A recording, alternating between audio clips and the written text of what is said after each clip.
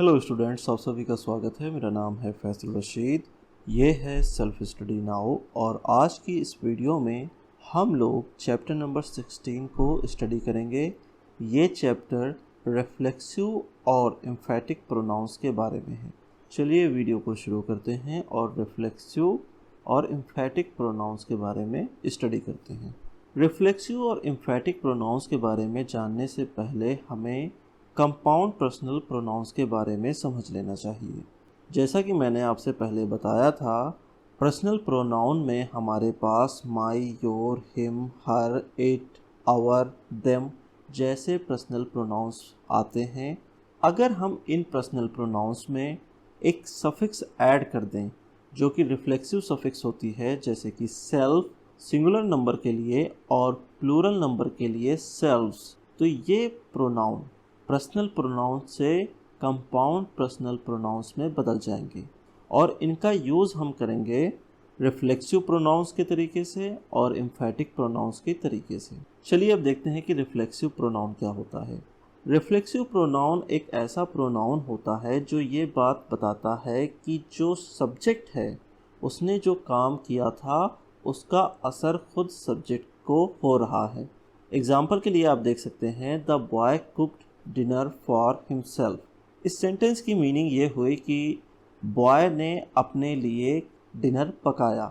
तो अब आप इस सेंटेंस में देख सकते हैं कि किस तरीके से जो काम सब्जेक्ट ने किया था वो वापस से सब्जेक्ट के ऊपर रिफ्लेक्ट किया जा रहा है।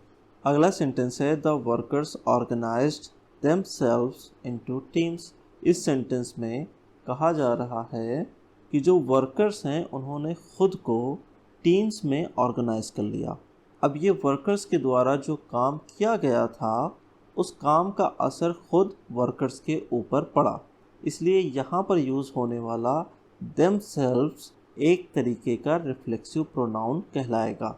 You need to take care of yourself. आपको खुद का ख्याल रखने की ज़रूरत है। इस सेंटेंस में योर सेल्फ वापस से उसी काम को सब्जेक्ट पर रिफ्लेक्ट कर देगा जो काम सब्जेक्ट यू करेगा। I cut my self while shaving. मैंने खुद को काट लिया जब मैं दाढ़ी बना रहा था।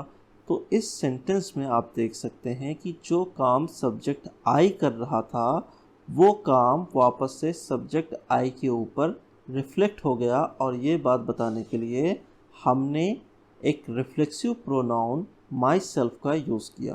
फिर चलते हैं अगले सेंटेंस पे। यहाँ पर लिखा हुआ है, he learn to play guitar himself. इस सेंटेंस की मीनिंग ये हुई कि उसने गिटार बजाना खुद सीखा, यानी कि उसने जो काम किया सीखने का वो काम वापस से उसी के ऊपर रिफ्लेक्ट हो रहा है।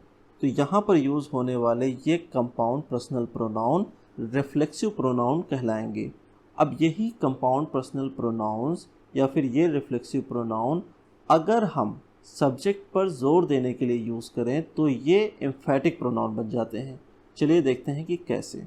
जब भी हम रिफ्लेक्सिव प्रोनाउंस को यूज़ करते हैं सब्जेक्ट के ऊपर एम्फेसाइज करने के लिए और सेंटेंस से किसी भी तरीके के कन्फ्यूज़न को दूर करने के लिए, तो जो रिफ्लेक्सिव प्रोनाउन हम यूज़ करते हैं या फिर जो कंपाउंड पर्सनल प्रोनाउन हम यूज़ करते हैं वही compound personal pronoun emphatic pronoun बन जाता है।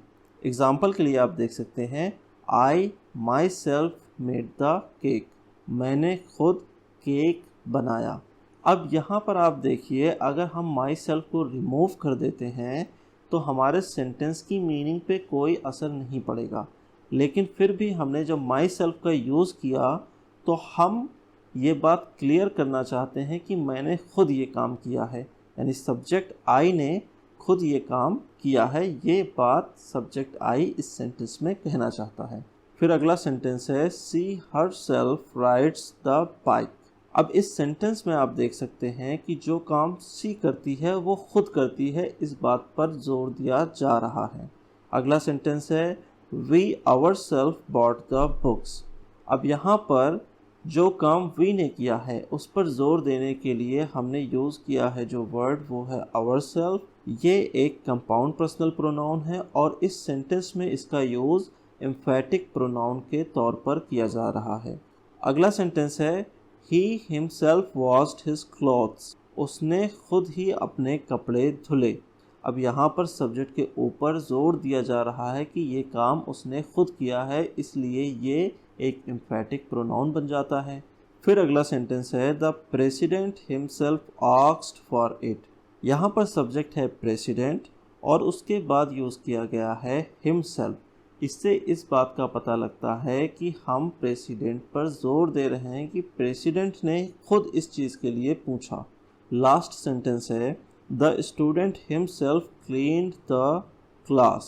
हम यहाँ पर कहना चाहते हैं कि स्टूडेंट ने खुद ही क्लास को क्लीन किया, यानी कि सब्जेक्ट ने जो काम किया वो खुद ही किया।